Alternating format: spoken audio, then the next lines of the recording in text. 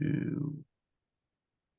Welcome back to the Futbal Biz podcast. As always, I'm Graysen Mortimer. He is Hunter Boyven. And there's a lot that just happened this past week. So let's get right into it.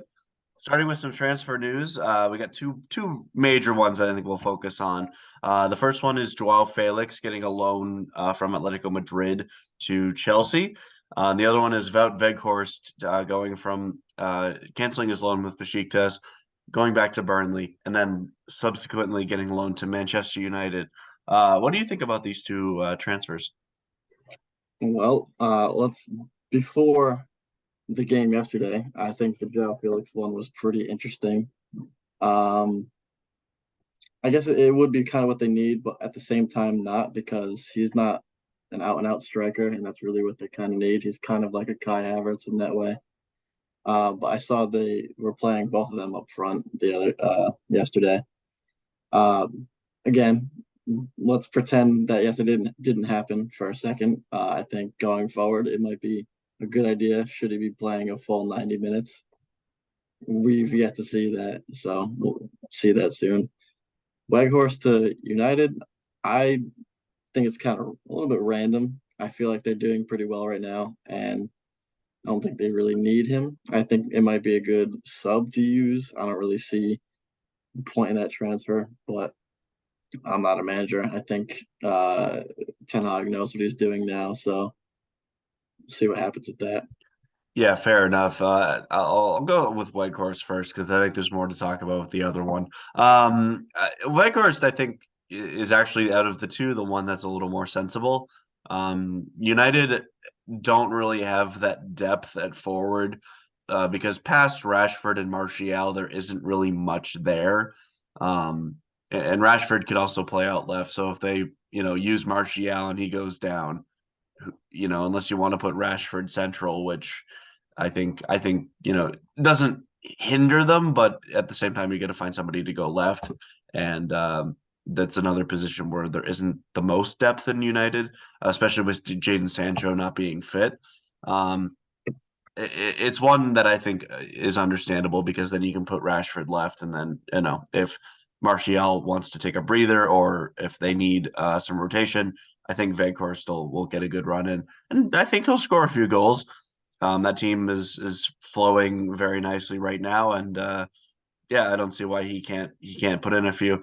I As just for don't think it's going to be something that changes the season for them. I think yeah, no, I don't think so trajectory either. is I think solid. it feels like a depth move to me. I think that there's cause for a depth, but he's not. Veghorst is a good player. He's not a superstar. But I think it's sensible. And I think he can add to the team in terms of depth anyway. He's also, as we've seen, can potentially play a good super sub role as he did with the Netherlands against Argentina. So as for Felix, this might be the worst transfer in January. I don't see why Chelsea would necessarily go for him, especially when he just extended his deal with Atletico to 2027. Chelsea doesn't really seem like the right fit. They're a club in crisis right now. We talked about that all last episode. So um, if you want to hear more about that, check it out. But I think that Felix is not a good fit for Chelsea. They already have guys in his position. You mentioned Havertz, being the main one, but also, I mean, Felix plays more as like a false nine or a number 10, which I mean, Mason Mount is a number 10. And he's probably the only one of the only players in Chelsea that we can say is still having a decent season. Conor Gallagher can play that role. So it's one that definitely confuses me. What I'm seeing now is they're playing like a FIFA career mode, really. They're just kind of getting the big names to come down or future prospects without thinking of the repercussions of what it has on their club, both financially and as far as playing goes. Definitely, random is really the only word that can come to mind. I really don't see where this came from. I think the only saving grace here is that it's a loan and it's not for that long. But if they wanted to salvage their season, I don't see this as the way to do that. Yeah, Chelsea's biggest need is a number 9. Honestly, they should have gone for Veghorst. I mean, again, he's not going to light the place up, but Veghorst is the type of player where, I mean, there's potential for him at least in a club like Chelsea that needs that number 9. Um, and I think the number 9 shirt at Chelsea is maybe the most cursed thing out there, because I mean, quality strikers have failed there. Not a few, but not limited to Romelu Lukaku, obviously last season. Timo Werner kind of played that position. Higuain was there on that loan. He didn't do anything. Alexandre Pato didn't do anything. Fernando Okay. Torres, if we're going back, didn't do anything in the number 9. I mean, Torres was probably better than most of the guys I just listed, and he was known as a Chelsea flop. So it's it's the type of thing where it's like I don't really get it. And if I'm being honest, I saw in a video the other day where the guy was basically saying it might be a ploy by Felix to wait until Simeone gets fired or steps down, which I can kind of see the point to that because Simeone is a very defensive-minded coach, and frankly, the Sean Dyche of La Liga. I think Simeone is obviously a higher end coach than Dyche is, but he's a defensive coach, and Felix isn't really that type of player. Which is why when he moved to Atletico Madrid, I was kind of confused. I was like, why is this guy moving to Atleti? This might hinder his growth a little bit. I think he should have moved to a team like even Real would have made more sense. Um, but it's hard to say. I mean, they made all that money back on Griezmann, so um, yeah, that's where I'm at with that. I don't think Felix is going to be a I good think transfer. that's a pretty good point. I admit it's definitely smarter for Felix than it is for Chelsea. I think he's gonna get some prem experience, which is always good for anyone. Should he stay at Atletico? But no, that makes sense to me because I mean I see him playing down like in the midfield when they're parking the bus, and that's just not what he's supposed to do sometimes. So I don't. I think you're right when on that point you made. Yeah, exactly. And I'll give props to the Irish guy on YouTube for that one. I watched that guy way too much. But anyways, moving on to some match day news. So unfortunately for Chelsea fans, we are going to talk about them again because, and I'm sorry, I have some friends that are Chelsea fans, and I feel really bad for them that we keep ragging on their club. But I think that they're probably ragging on their club as well because they lost 2-1 to Fulham. And Felix, who we just talked about, got sent off in that game when they were tied 1-1 right after Koulibaly scored. And another loss for Chelsea and more pressure mounting on Graham Potter. Yeah, again, I doubled down on it. I'm gonna triple down on it now. It's over. This season is so over. His spell as a coach has to be close to over, and if it's not, then I don't know what the hell's going on over there.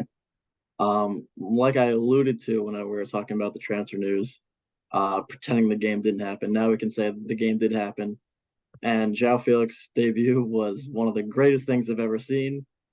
His main contribution to the team was a studs up tackle, going for a red card, direct red card, against a team that historically you should be better than and should have no problem beating. Credit to Fulham. They've been playing well enough to stay at a mid table, and I think they're like close to six Fulham's now. sixth right Yeah, now. I just looked. Fulham is sixth in the. I mean, Liverpool has 2 games in hand on them, but I mean, it's 3 points right now advantage for Fulham. But they still. are legitimately a contender for a Europa League spot. Yeah, Which for a club like Fulham, I mean, that's they've made huge. it. They have made it to that stage before. They made it back in 2010. They actually made the final. Um, I believe they beat Juventus on the road there, but um, yeah, Fulham making the Europa League is a fantastic thing for that club, and I'm going to give some props to Marco Silva for that one because he's taken his team all the way from the championship, and I mean, even a top 10 finish for Fulham is what I would say for them a great season. Absolutely. This is a league where I feel like this year, the top four is kind of already set in a way. Not the positions themselves, but you got your Arsenal cities and Newcastle's, and your fourth place is kind of between two or three teams. At this point, fighting for fifth and sixth places is a pretty good. thing to go for, even Conference League. And I think now, I don't even think Chelsea could count on making the Conference League, if I'm being honest. I think maybe an 11th place finish, ninth place finish, somewhere around there is probably where they're going to see the end of their season, especially, which we can get to in a second, with another injury that they just added to their long tally. Yeah, and not even to mention, it's just, I mean, for the amount of money that Chelsea has spent, I mean, you'd expect at least top five. Um, Todd Bowley's obviously spent a bunch of money so far in his reign. Um, but you got to imagine that if their form continues, maybe one or two more strikes, and I mean, I think Potter is toast. I don't really see any reason why you keep him around at this point. He's not doing anything. You lost the FA Cup. You're out of that, so you're not going to be able to win that.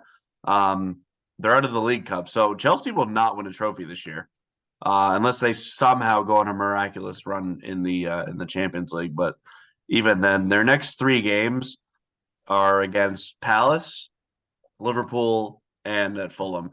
Two of those games are at home. The one away is Liverpool. So I mean, Liverpool obviously hasn't been at their best this year either, but I still would put them to win at Anfield. I mean, Anfield is basically, it's very hard to win in Anfield, and I think that, yeah, it's. I mean, Palace, Fulham, again, two teams that you'd expect them to beat, but I don't think either is a guarantee. Well, I can count on Fulham to give in a good performance now that we just saw them play. I don't think it's impossible for them to win again. Palace, they're kind of on and off, but again, Chelsea is in such a blunder right now. I'm not going to be surprised if they lose that, honestly. Um, we can talk about Zakaria now. So Yeah. again, yesterday, another injury happened. Zakaria, it was a more of a defensive midfielder for Chelsea. He left the game in the 55th minute, holding his knee.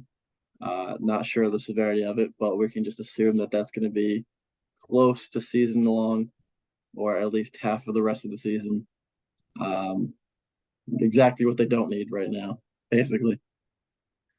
Yeah, exactly. It's a tough one, especially because he was just getting in it really in the team. I haven't seen any updates to that recently, so as of right now, we don't really know what it is. But knee injuries are never good. It's one that hopefully is not an ACL. Hopefully, it's not a meniscus tear, because both of those are.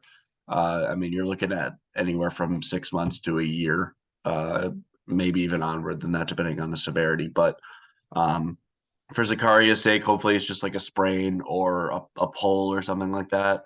Um, or maybe he was just feeling it. Maybe it's a bruise at the best case scenario. But we'll see. Knee injuries are never good, but I mean, there's a lot of injuries at Chelsea right now, which is not good for Chelsea. I mean, Pulisic is out, Raheem Sterling is out, Reece James is out, to name a few. And it's another growing pain for this team. Yeah, I actually just seeing a list now of missing players. They have Mendy still out, Chilwell still out. Obviously Conte, like you said, still out. He's probably going to be out for the foreseeable future too, and I probably think he's going to leave next year, if not sooner. I Uh, honestly forgot Conte was at Chelsea. that's how long he's been injured. I don't see him Exactly. staying there for very long, though, if I'm being completely honest. Um, and then of course Joao Felix, now he's got a 3 game ban for that tackle, Yep. so he's going to miss all 3 of the games that you just noted a few moments ago. Yeah. So you can count on a loss there for all 3. Honestly, I don't see in what way they can salvage this. Not only are they fairly tough opponents, especially Liverpool, but you have the attitude now that everything's going to hell. You're going down. So Yeah, I don't see what's it's stopping them. not good, to say the very least. And I think we can move on from that in this run, because I don't want to rag on Chelsea fans too much, but I'm sorry, guys. Your team is worse than the one that Mourinho was coaching after they won the league, because even that team was able to, claw their way back to 10th. Um, this team just doesn't seem like it's in form whatsoever, and I think it'll be a rough season for Chelsea for the rest of the year. And to finalize a point on that, to add insult to injury, Willian did score in that game, one of their former players. So it's one that just hurts even more when one of your guys just puts one past you. At We're least he gonna move didn't. into the go ahead. I was just gonna say, at least he didn't celebrate. I was. Yeah, that's true. He remained classy. Moving on to the Carabao Cup. So we are in the final four of this competition. Um, it's one that is good. I think All it's good. it's really heating up. So I think going into that a little bit. So Man U did win very comfortably in this competition. They beat Charlton 3-0. No real shocks there. You'd expect them to beat Charlton. Yeah, the note I wanted to make, because again, like you said, totally expecting to win that. Just some good form again, especially from Rashford and Casemiro. I think in the last 2 or 3 episodes, I've made specific notes on them. They are both on fire, and I'm not gonna stop until they stop, really. Rashford with a goal in the late minutes, and Casemiro assisted that goal as well. Again, yeah, it's against Charlton, but they're continuing the hot form both in the league and competitions outside. So I could see a good little future for them with the rest of the season. Yeah, I would say Man U's definitely the favorite in this competition now, especially with City losing to Southampton. Um, I will have to talk about that, but I don't want to. Um, you got to imagine right now that with the final four being Nottingham Forest, who advanced on penalties over Wolves, Newcastle, Southampton, and Man U, that Man U would be the favorite, but that's not to say Newcastle will not do anything there. Um, and yeah, Newcastle is against Southampton. Man U is against Nottingham Forest for the next round, which is a two-leg semifinal. And I don't think it's unreasonable to say that Newcastle Man U could be the final in this competition. No, that's based on Prem form. That's exactly what you'd expect, but I wouldn't say it's going to be easy. Um, uh, I I think really Southampton should be kind of shut out easier than Nottingham Forest. Um, I think Newcastle is the better team than United, so they might be able to put out a little bit better of a performance. I do think Southampton's victory was a little bit fluky, not to take any credit away from them, but I don't see them getting past this next round. Just, it's not something I see happening. Yeah, I'll talk about that match a little bit. The Southampton against City, obviously, easily the worst game City have played this year. No question, worse than Brentford. Like City didn't register a shot on target in this game. They couldn't figure out what to do.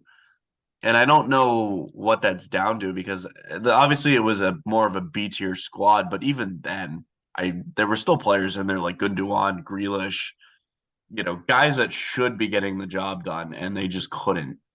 Um, as a City fan, watching this match was frustrating. Yeah, I mean, the lineup had a lot of quality in it. I mean, Joao Cancelo still played. Kyle Walker was playing center back with Laporte. Um, Foden played. Alvarez played.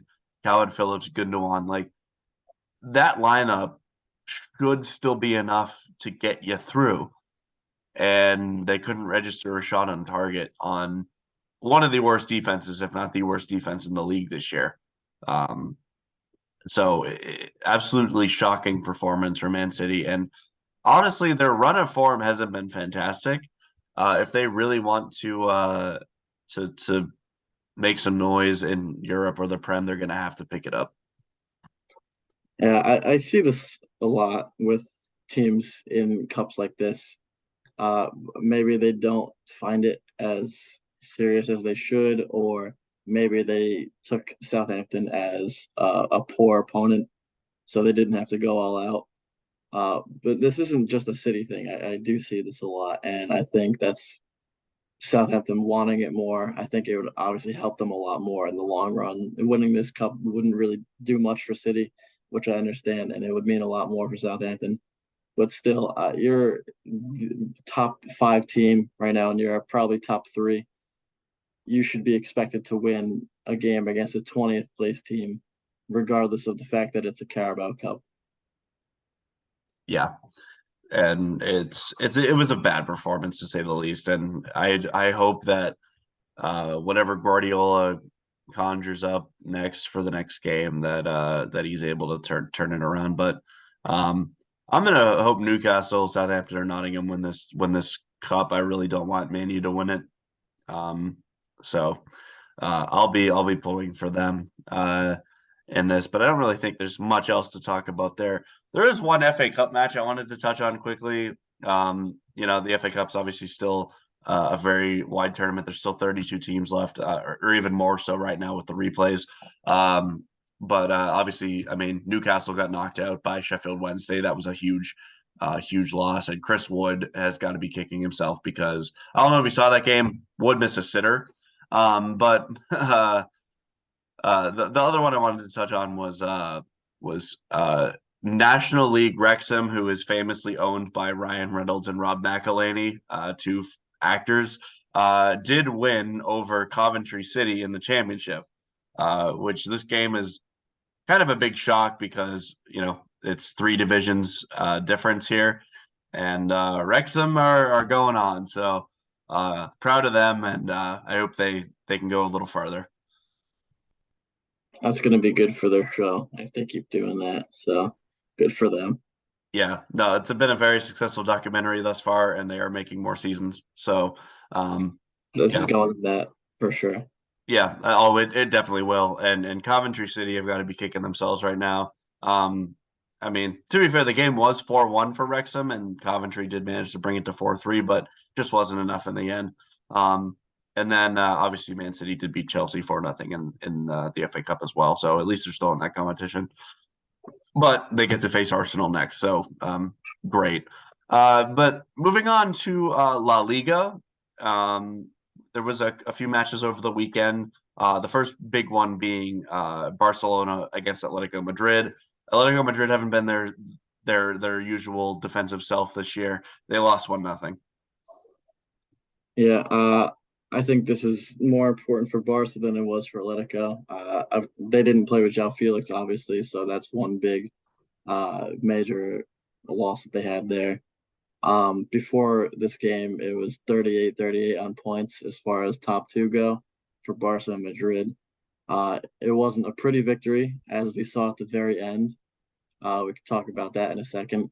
Uh, the game was pretty much over, and then one of the craziest fights I've seen since um, Argentina and Netherlands in the World Cup. This was definitely something to go back and watch. Honestly, thought it was pretty entertaining. Yeah, it was kind of funny watching Stefan Savic and Ferran Torres turn into Khabib and Conor McGregor. But basically, uh, it was a very intense match, and a lot of matches with Atletico Madrid can be because of the way they play. And Savic, for the most of his career, seemed like a pretty chill dude. And clearly, we've seen with that and the match last year against Man City that this guy can be a bit of a brute. I didn't really see much of this when he was at Fiorentina or even Man City, but yeah, this guy is an aggressive defender, and I frankly wouldn't want to get in his face. I mean, he's 6'2", and Ferran Torres is the son of the dating Luis Enrique's daughter, so not a great look for him. I mean, he didn't. I wouldn't say he lost. He probably would have lost if he got any further. But he held his own. He didn't back down. So I mean, props to him. But I mean, this league is notoriously one of the tougher leagues. Definitely the toughest in the top five. Um, this stuff happens for them. I'm gonna be honest. Like back when Ramos was there, he obviously always was involved in stuff like this. Oh yeah. I'm not surprised though. But at the end of the game, tensions are high. I guess I can see it, but two red cards for both of them. Which is fair. But yeah, for sure. But more red cards than goals is always an interesting way to end a game. For sure. Yeah, I think that the Raiders are obviously warranted. There's no real complaints there. As for toughness, yeah, you get some La Liga does definitely have a history of some physical, demanding center backs. Ramos, you mentioned. If you go way back in the day, you got Andoni Goicoechea, who played for Athletic Bilbao, dude who's famous for breaking Maradona's leg, and then keeping the boots that he did it with. So, that's a famous story. But yeah, La Liga's got a history of some brawler defenders. Even if you go back to that Madrid team, Pepe was there too.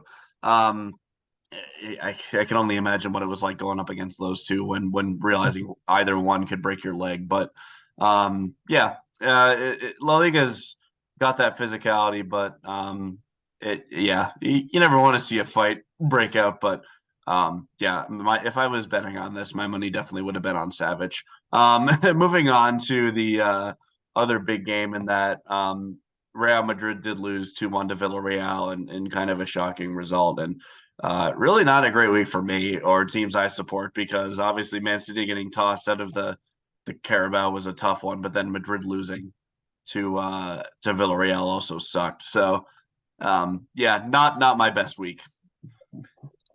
Yeah, this is definitely one with some big implications. I'd say bigger than a City loss in the Carabao Cup. Um, Again, before this game, like I said, it was tied 38, 1-2, but now Barca sit 3 points clear with 41. Madrid remain at 38. 38, yeah. These are both tough teams, though, Atletico and Villarreal. Like these are probably two of the tougher games of the season, beside the El Clasico itself. But Barca came out on top. There's nothing you could really say about that. So this is one major game that's gonna come down to the end of the season that affects the result at the end. Yeah, that Classico is going to be a major game. Classicos have obviously been a staple in Spanish football, but um, I can't remember the last time that the title race was this close, and with the Classico real like on top of how big of a match it already is, how much like this one matters.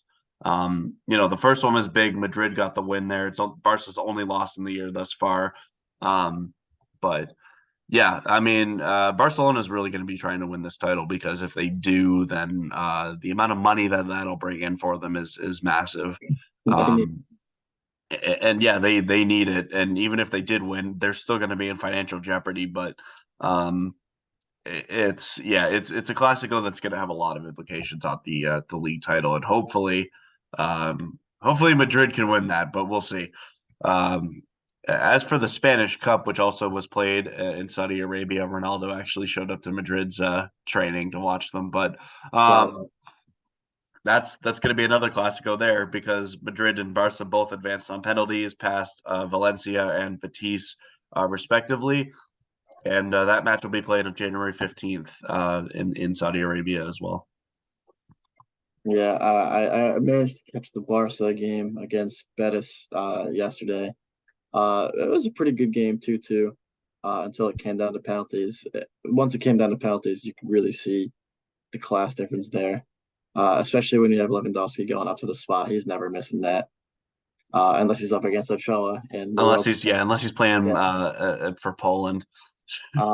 But yeah, I guess that's not really too much of a surprise. I think the real surprise is that both games ended up going to penalties. Um, but it happens, and I think that this is going to be a pretty interesting uh, cup match. I don't really know how serious they're both going to take this. I think just because it's an El Clasico type match, that it's going to get scrappier than it should. But it'll be an interesting watch. Yeah, I don't think that's unreasonable of a claim because I do think that it'll get scrappy just because of the history of the match. They don't call it El Clasico for nothing. There's been over 100 of them. So yeah, I think it'll be a great game. It's hard to say who wins, especially with the neutral venue. Yeah, Being in Saudi Arabia, Spain can be a still a decently warm country at this point in the year, but definitely not to the extent where they are currently. So um, hard to say how the guys will fare there, but I would say Madrid's got the better squad, but Barcelona's definitely got the the the moxie as well to potentially get it done. So we'll see what happens there. I think Madrid will etch it out 2-1, but maybe that's a bit biased on my end. So uh, I guess we'll find out. Yeah, we'll find out. It'll be a good one. Yeah, for sure. And the final match we're going to talk about today, we're going to talk about Liga a little bit. And Lionel Messi scored in the PSG's first game back, and they were able to get an easy win. Yeah, this is important too because as far as the title race goes, obviously they need the win. But what was more important about this weekend was Lens dropping points. They draw against Strasbourg, and they were pretty close to PSG as far as points. I'm gonna double check that right now, but uh, that Yeah, draw was very important. It is now 47-41. Six yeah. points between PSG. Unless PSG managed to somehow completely bottle that, I just don't see how Walls come back and win that. That's always possible, but now they're having Neymar back, so I don't see any way that they can really bottle this with the 6 point differential. Yeah, it's tough to say, and I hope Lens can hold on.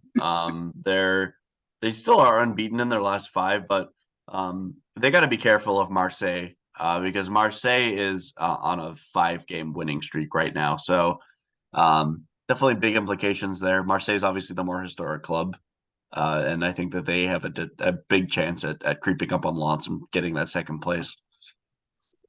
Yeah, I'm sure it'll be PSG winning. I don't really have any doubts about that, despite the fact that they have not been 100% winning rate for the title in the last 10 years, let's say. They have had their slip ups. So that's definitely not out of the question. But I'm going to say now that PSG probably wins the league. I would say so as well. Obviously they had the slip of a couple of years ago where Monaco won it in 2017, and then also Lille winning it a couple of years ago with Canadian striker Jonathan David being their leading scorer. So, yeah, I think it's possible that they slip up, but I with the front three there, I just don't see it. Go on to the best segment ever. Oh yeah. First up, goal of the week. I'll let you start off with that one. Yeah, Messi's goal, his first goal back after his World Cup victory in Ligue 1. The goal itself, the shot, wouldn't say it's fantastic, but the build-up play that led to it was just really nice to watch. It was classic Messi, like what you saw in the World Cup with Argentina. His vision on the pitch, his passing, and then getting passed back to pass back. All this, which led to his finally taking the shot and scoring. It was the second goal, I believe. So it was a 2-0 victory. And shout out to Nordi Mukiel, who ended up with 2 assists on that game, which is a unsung hero, I'd say. Yeah, for sure. I didn't actually get a chance to see that one, but I'll definitely have to go look back at that one. I'm gonna pick Genepo against Man City. Obviously Ortega was a bit out of position. I was definitely yelling at my TV after that one, but that's not to take away from the curling effort from Musa Genepo. I think it was a great shot. Even if Ortega was positioned correctly, it would have been a tough save to make. It was a quality shot from outside the box, good curling effort, and capped off that Southampton win. Yeah, it's. Would you say that this goal would have gone in against Ederson? No, No. Yeah. So, but no credit taken away from him because this was such an important win. So yeah, it was still a great shot, and I thought it was a good, looking at it, trying to look at it as objectively as I could, it was a good goal. So I'll leave it at that. Not much else I can really add to that one. yeah. All right. We can go to the hero. I think you have a good one here. I'll let you go with that. Okay, yeah, my hero of the week is Sebastian Haller. He came back 6 months after getting diagnosed with testicular cancer, and was able to score a hat trick in 7 minutes against FC Basel in a friendly. So I get you got to give shout out to him. I mean, he's battled through so much. It was a pleasure to see him at the Ballon d'Or ceremony. I'm glad he was there. Obviously I wasn't there, but he was there. He was able to give a good statement on his recovery, and I was actually fortunate enough to see him back in March of last year in a friendly against England. He was playing for Cote d'Ivoire.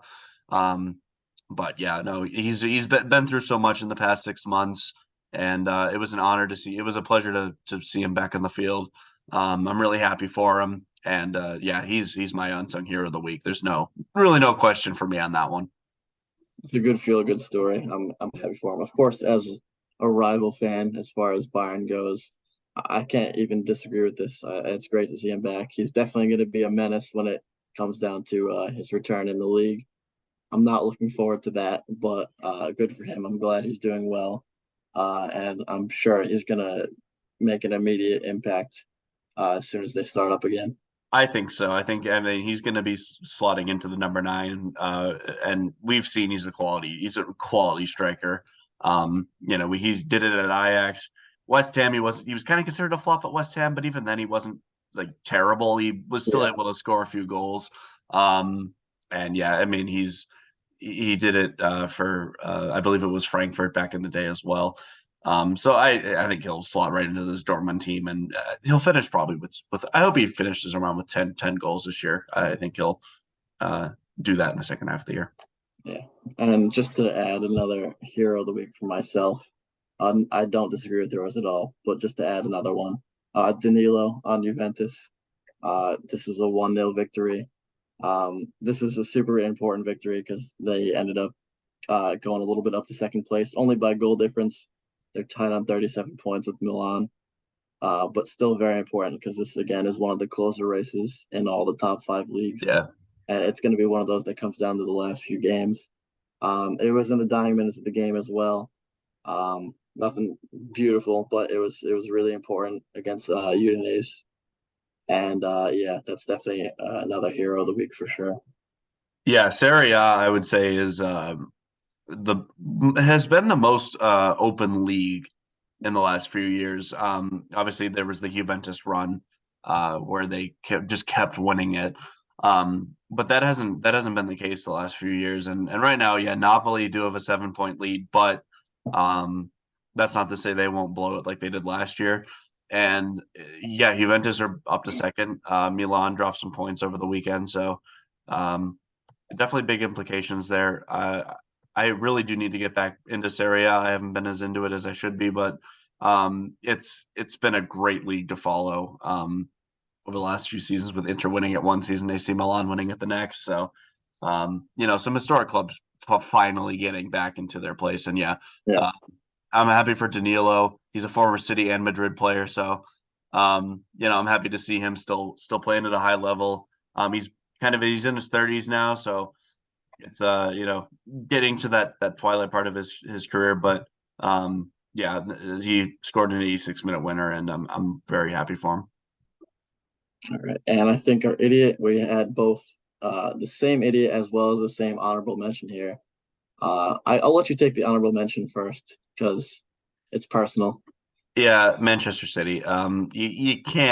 You just can't lose to Southampton. I don't care if it was the Carabao Cup. You used enough guys in that team to get it done, and they didn't get it done. So, there is one other idiot of the week. We'll go with the one we both had first, but there's one I do want to finalize with. Yeah, then we both shared one being Joao Felix, which is so obvious. Your Yeah, debut for a club that you shouldn't have really signed for. Um, you end up with your studs up tackle as an attacker, which you never really do unless you're angry, I guess. But regardless, that is very idiotic as far as it goes. So there was yeah, no merit to that. yeah, absolutely, and it was a bad challenge too. And now he's out for 3 games. I am going to finalize with one that I think does take the cake though. Benjamin Mendy was acquitted today, which uh, Uh, is frankly shocking and should not happen. But um, Yeah, he's not going to have a career after this, and frankly, he only has himself to blame. I think both of us stand with the victims of that case, and even though he was acquitted, it doesn't mean it didn't happen. Um, yeah, I think Benjamin Mendy is my idiot of the year. And in fact, he's just he can't get away with that. And even though he was acquitted, again, as I said, his career is not going to take off the way it he would hope. And if I was any football club, I would stay as far away from him as possible. There's going to be some Cleveland Browns of soccer that's going to take him at some Unfortunately, point. So we'll probably see that in a year or so. Unfortunately, but I don't see. I feel like some club would end up taking him for some reason. I can say this much: I don't think it'll be in England, No, and I don't think it'll be in his home country of France either. My guess is it'll be someone in like Saudi Arabia or somebody like that, where yeah, he'll probably get paid, but I don't think people will ever look at him the same again. I think that this trial, even though he was not seen for it, I hope I don't like to wish bad on people, but I hope it affects him negatively, and I don't think that he should be in the limelight ever again. But uh, yeah, that's all I really got to say about that. I stand with the victims, and yeah, screw you, Benjamin Mendy. let's hope that we don't see him anytime soon. I certainly hope so. But anyways, on that note, that does wrap up our segment for the week. For the week, we did cover the game, the Fulham Chelsea game. We covered the Carabao Cup a little bit, the FA Cup a little bit. We also talked about some matches in Spain, being having big title implications there, with Barcelona beating Atletico Madrid and Madrid losing to Villarreal. We talked about the Super Copa de Espana, which both Madrid and Barca did make the final out in Saudi Arabia. We talked about Liga, Lionel Messi coming back and kind of taking off where he was at the World Cup, and Lens dropping some points, meaning that there is a 6-point lead for PSG. Finally, we summarize with our goal, hero, and idiots of the week. And yeah, that's really all I got. So until next time, I'm Grayson Mortimer, I'm Hunter Boykin. and we will see you next time.